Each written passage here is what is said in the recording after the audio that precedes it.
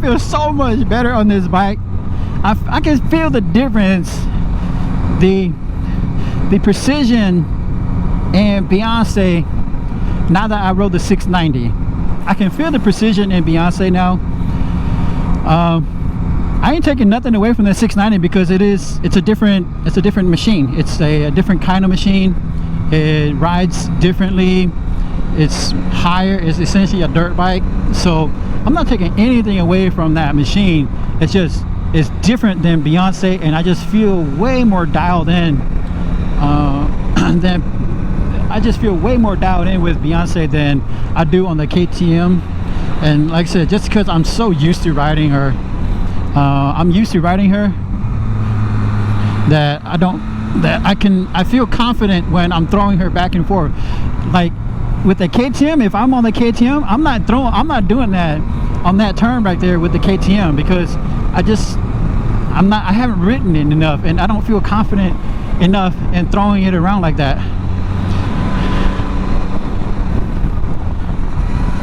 Like I feel comfortable just tossing the crap out of Beyonce like this. Like I am, you know what I mean? And I feel like she's like, keep going. You get what I'm saying?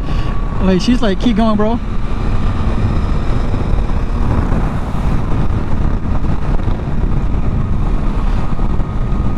And the power delivery is so different.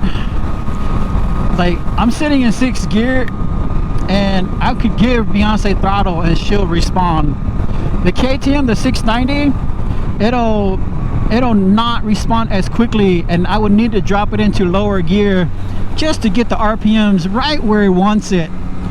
And once you're there though, it's like, woo, better watch out. Woo, I'm telling you, bro, that KTM, once it's in that power range, better watch out.